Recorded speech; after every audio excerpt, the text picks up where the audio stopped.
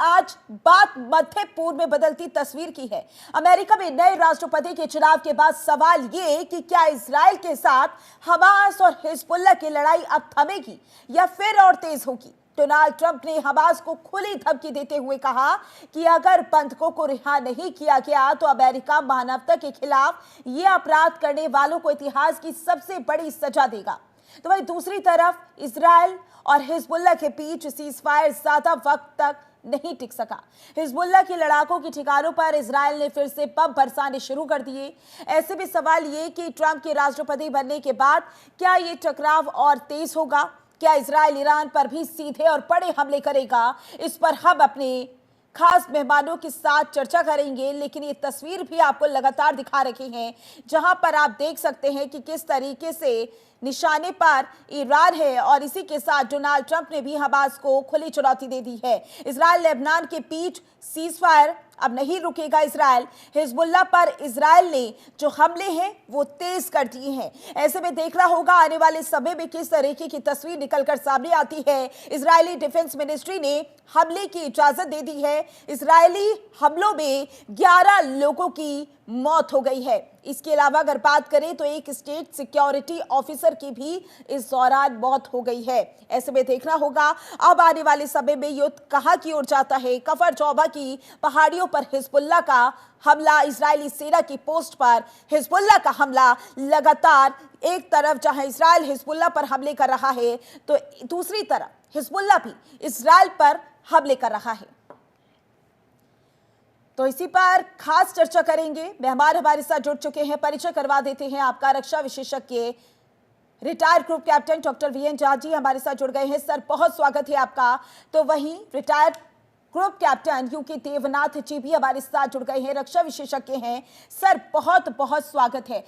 देवनाथ जी, सबसे पहले मेरा सवाल आपसे ही होगा, क्योंकि माना जा रहा था कि सीज फायर पर सहमति बन चुकी है, अब युद्ध रुकेगा, लेकिन डोनाल्ड ट्रंप ने अब खुली चुनौती दे दी है। ऐसे भी तस्वीर कहां जाती हुई नजर आ रही है?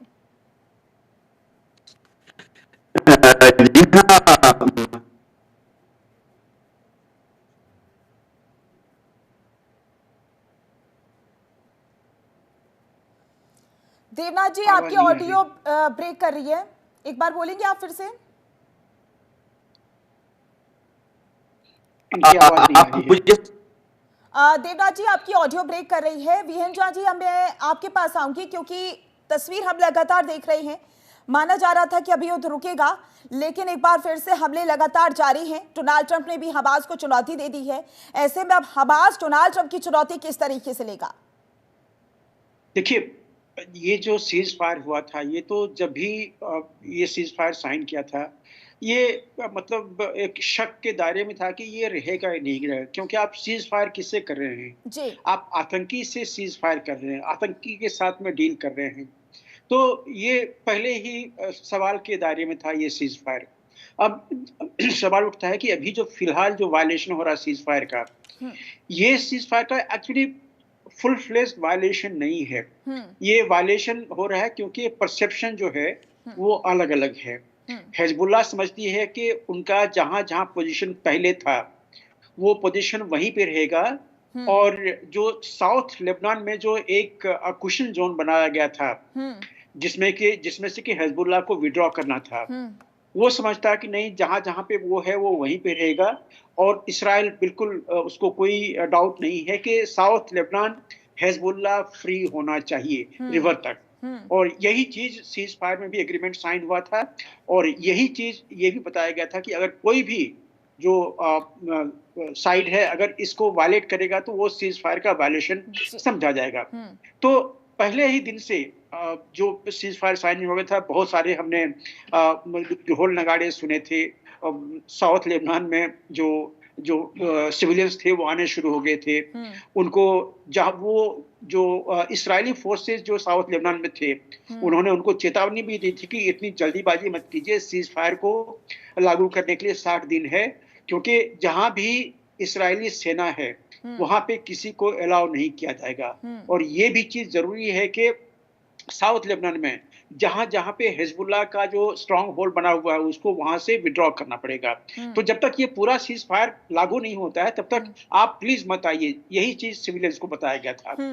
अब आपको आप पूरे का पूरा दायरा आप ले लीजिए सीज फायर का। आपने कहा था कि अभी ईरान और इजराइल के बीच में, तो ईरान तो इसमें पार्टी है पहले दिन से, क्योंकि जब भी हमास का जो वॉर हुआ था, जो जो जिहादी अटैक हुआ था इस्राएली जमीन पे 7 अक्टूबर 23 को, यही माना जाता था कि ये ईरान के इशारे पे हमास ने किया था।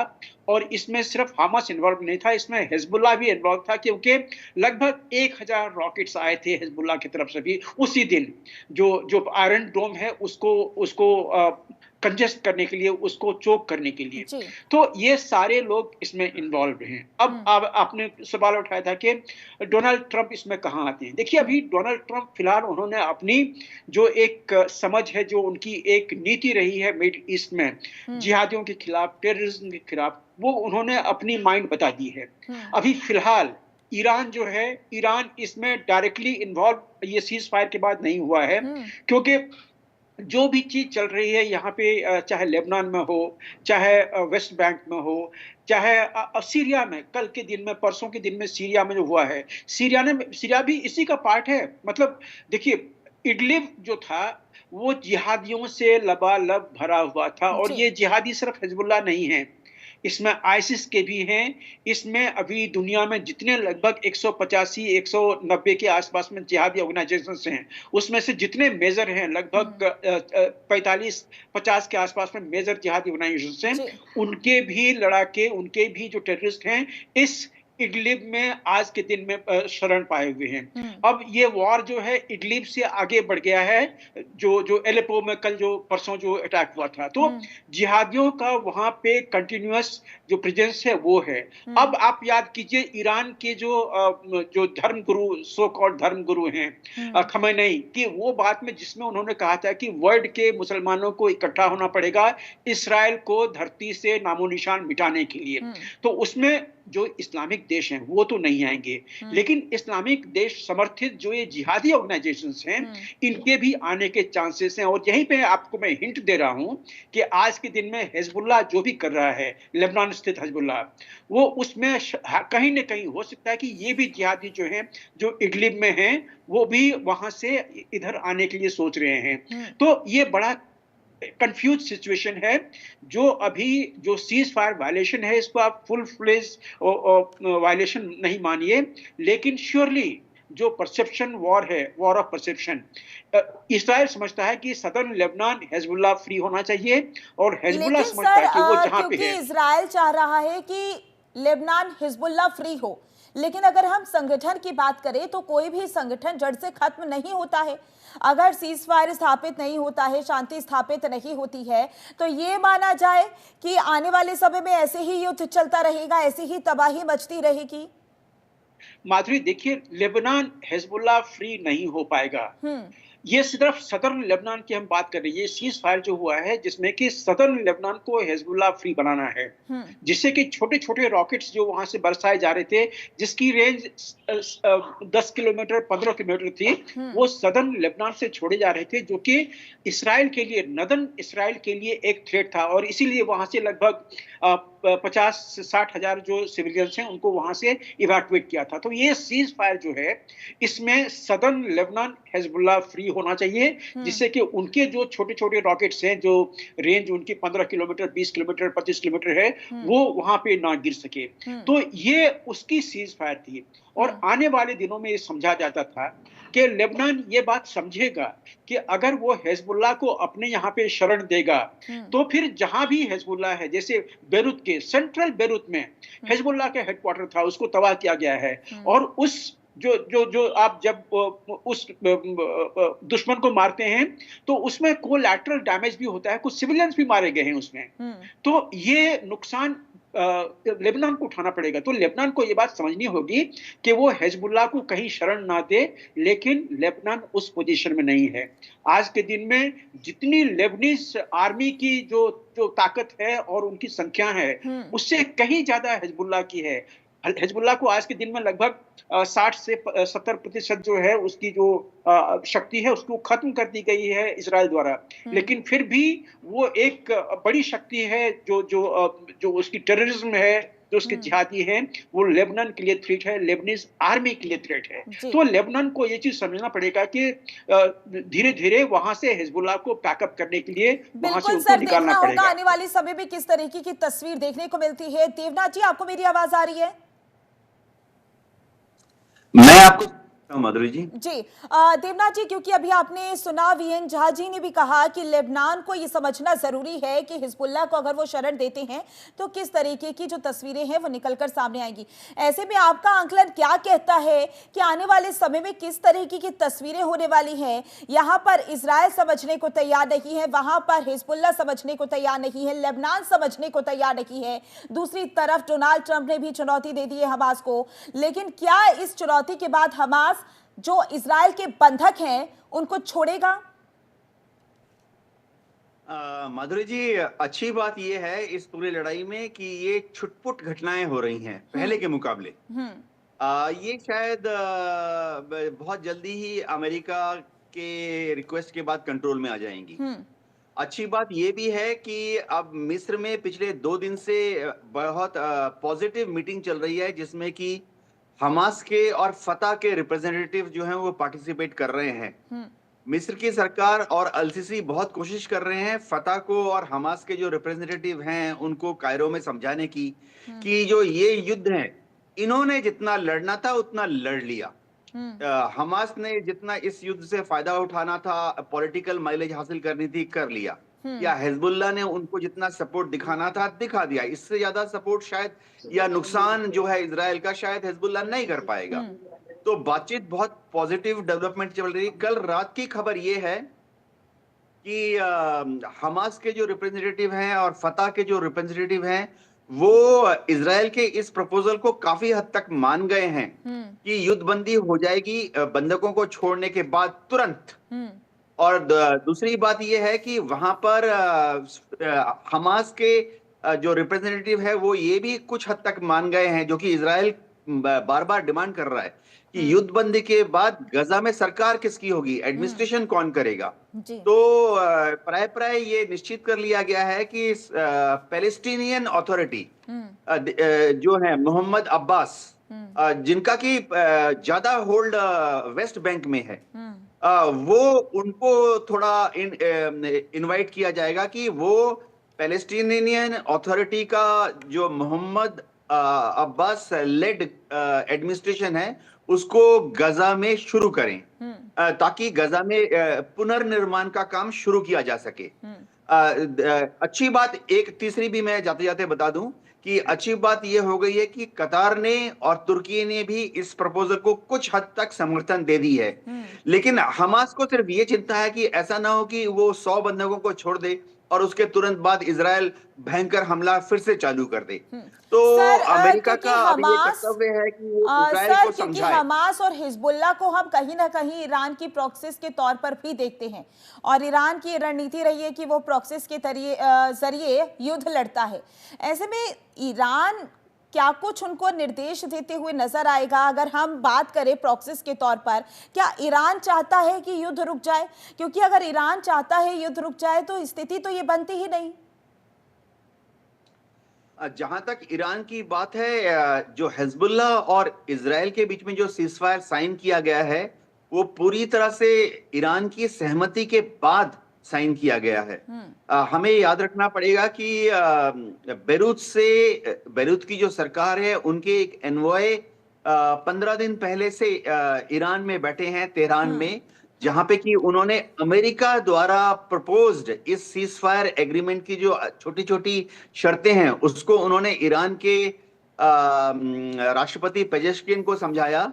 और पेजेश्कियन जो हैं वो समझदार हैं, मॉडरेट हैं, उनको भी पता आइडिया हो गया कि फिलहाल आज की तारीख में हिजबुल्लाह ने जितना हमला करना था इजराइल को या हिजबुल्लाह ने जितना परेशान करना था इजराइल को कर लिया। और इसके बाद आज की तारीख में ईरान ये भी समझ गया है कि हिजबुल्लाह के हर रॉकेट का जवाब इजराइल जो है एक बॉम्ब से देता है। देखिए हिजबुल्लाह के रॉकेट छोटे हैं, उनमें महज 5 किलो या 10 किलो का हाई एक्सप्लोसिव होता है, जबकि इजराइल जब उसके जवाब में 10-10 बम गिराता है तो इजराइल का हर बम 250 किलो 500 किलो का होता है, जो हम जमीन पे देख सकते हैं। इजराइल के जो मिलिट्री कमांडर हैं उन्होंने भी आकलन किया कि हिजबुल्लाह के रॉकेट से नॉर्थ इजराइल में लोग परेशान तो हो रहे हैं।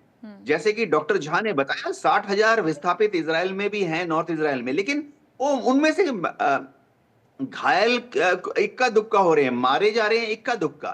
जबकि बदले में जब इजराइल 250 किलो के या 500 किलो के बॉम्ब गिरा रहा है, तो लेबनान में बेरूत के आसपास का एरिया इंक्लूड कर लें तो आज तक 3,900 लेबनान के नागरिक मारे गए हैं, जिसमें हिजबुल्लाह भी शामिल है। और आज तक 14,000 लेबनान के नागरिक जो हैं वो बुरी तरह से घायल हुए हैं, जिसमें डेफिनेशन होती है कि आपका एल्बो के ऊपर उड़ गया और घुटने के नीचे उड़ गया। मतलब किसी की अगर 3 उंगलियां उड़ गई उसको घायल नहीं माना जाता।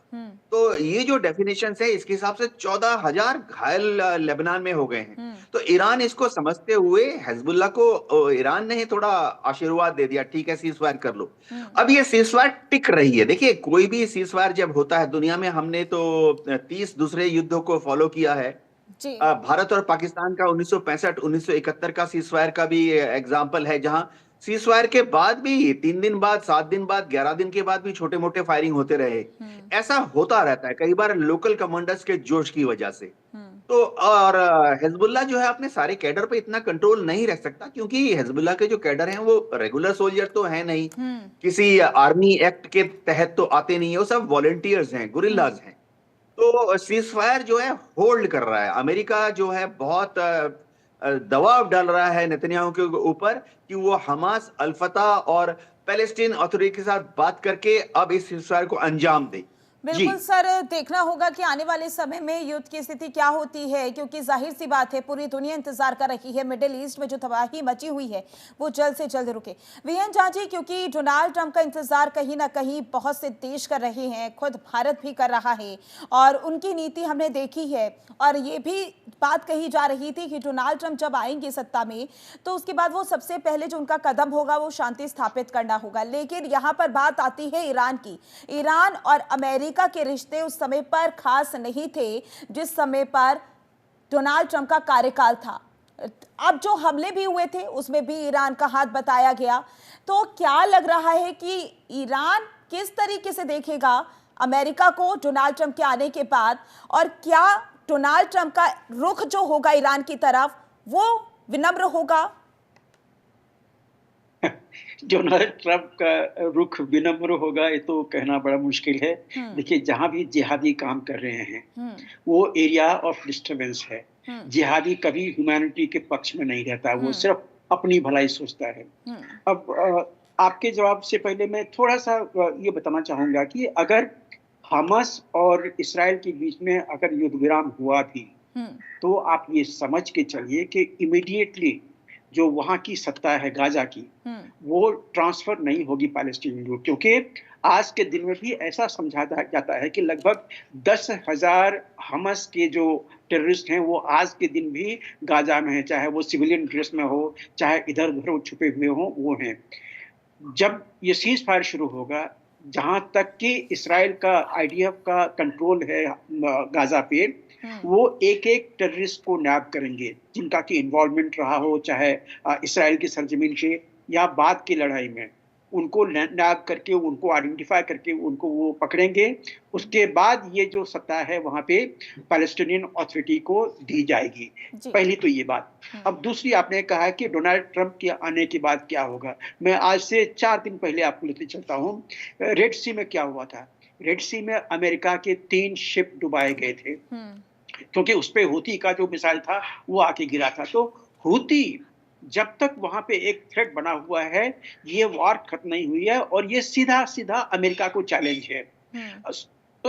इसके द्वारा, ईरान के ही मिसाइल जो है वो हूती चला रहे हैं। तो आज के दिन में ईरान अमेरिका के लिए बहुत बड़ा थ्रेट है, चाहे वो हूती हो, चाहे हिजबुल्लाह हो या फिर हमास हो। ये 3 तो वहां पे माने, जो उनके टेररिस्ट ग्रुप हैं ये तो माने जाते हैं। तो अमेरिका के आने के बाद जो ईरान है, ईरान कहीं न कहीं दबेगा, क्योंकि जानेगा वो ये समझता है कि उसका जो टेररिज्म है बहुत ज़्यादा नहीं चल सकता है।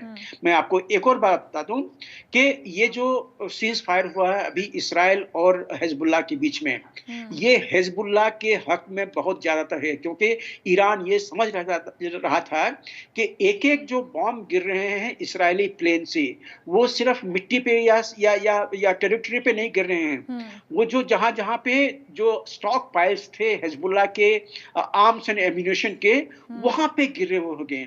आपने देखा होगा कि जितने बॉम्ब गिरे हैं, वो एक्सप्लोजन के बाद जो प्राइमरी एक्सप्लोजन होती है बॉम्ब के गिरने के बाद, उसके बाद सेकेंडरी एक्सप्लोजन्स होती थी कि वहाँ पे जितने चाहे उनके रॉकेट हो, चाहे बॉम्ब हो, वो सभी फटना शुरू होता था। तो हिज़्बुल्लाह का बहुत ज़्यादा नुकसान हुआ है।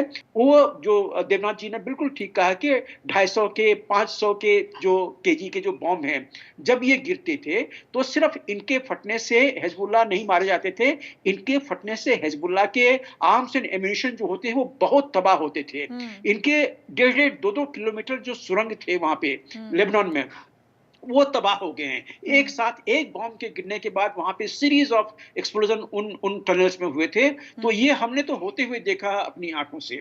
तो ये ईरान के पक्ष में था कि अब ये सीज़ फायर से जो मेजर डैमेज इन्फ्लिक्ट किया जा रहा था हिज़्बुल्लाह के ऊपर में, वो खत्म हो गया है। और जैसे उन्होंने बताया कि ये छिट-पुट घटनाएँ, इसको हम सीज़ फायर वायलेशंस के रूप में मेजर ना लें। ये होती रहेगी, ये वॉर ऑफ परसेप्शन है, ये छोटी-मोटी घटनाएँ चलती रहेगी, क्योंकि ये जिहादी हैं, तो हिज़्बुल्लाह सर के जो इस फाइटर्स युद्ध हैं। में इज़राइल का कितना 6नुकसान हुआ है? बिल्कुल, इसराइल का भी नुकसान हुआ है। इसराइल के भी आईडीएफ के सोल्जर्स मारे गए हैं। सदर्न लेबनान में ही लगभग 163 170 के आसपास में जो आईडीएफ के जो सोल्जर्स हैं, मारे गए हैं, घायल भी हुए हैं। आपने गाज़ा का तो सुन ही लिया होगा, गाज़ा में लगभग 650 से 700 आईडीएफ के सोल्जर्स मारे गए थे, तो नुकसान हुआ था। और जितनी बार ये कॉन्सन्ट्रेटेड रॉकेट अटैक हिज़्बुल्लाह करता है, उसमें से मान लीजिए अगर 10% भी अगर जो आयरन डोम से अगर निकल गया, तो जहाँ पे भी गिरेगा वो अटैक तो होगा ही होगा। हाइफा के ऊपर में हमने सुना था, आपने देखा होगा, जब एक लो फ्लाइंग ड्रोन जब आके ट्रेनिंग सेंटर में इस्राएली सेना के ट्रेनिंग सेंटर पे आके गिरा था, काफ़ी उसमें डैमेज हुआ था, काफ़ी लोग उसमें मारे गए थे। तो ये सब नुकसान देखिए, वॉर जहाँ पे भी चलता है, इसमें नुकसान तो होगा ही, लोग मारे जाएँगे। तो ये सबों के हक में है कि ये वॉर तो खत्म हो ही, लेकिन जिहादियों पे नकेल कसा जाए। बिल्कुल ये सर। बहुत बड़ी चीज़ है, जिसमें कि आज के दिन में यूएन कहीं न कहीं जो है वो बैक फुट पे है। क्योंकि जिस तरह से हिज़्बुल्लाह और इस्राएल के बीच में समझौता हुआ है, एग्रीमेंट हुआ है, सीज़ फायर हुआ है, ये यूएन के लिए शर्म से मरने की बात है, क्योंकि आज के दिन में इस्राएल स्टेट, जो एक सॉवरेन स्टेट है, उसको जिहादियों के साथ में, टेररिस्ट के साथ में समझौता करना पड़ा है। तो ये यूएन और यूएनएससी और यूएनएचआरसी, इन सबों का एक कलेक्टिव फेलियर है। बिल्कुल सर, आपने ये भी सही कहा कि युद्ध है और जाहिर सी बात है, जब युद्ध होता है तो नुकसान तो होता ही है। आप दोनों का बहुत-बहुत शुक्रिया इस चर्चा में जुड़ने के लिए। तो ट्रंप ने अल्टीमेटम जारी कर दिया है लेबनान को और हिज़्बुल्लाह को और हमास को अल्टीमेटम जारी किया है कि बंधक छोड़ो, नहीं तो तबाही होगी। ऐसे में देखना होगा डोनाल्ड ट्रंप के आने के बाद कैसी तस्वीरें देखने को मिलती हैं। फिलहाल के लिए इस खास कार्यक्रम में बस इतना ही। बने रहे जनतंत्र टीवी के साथ। नमस्कार।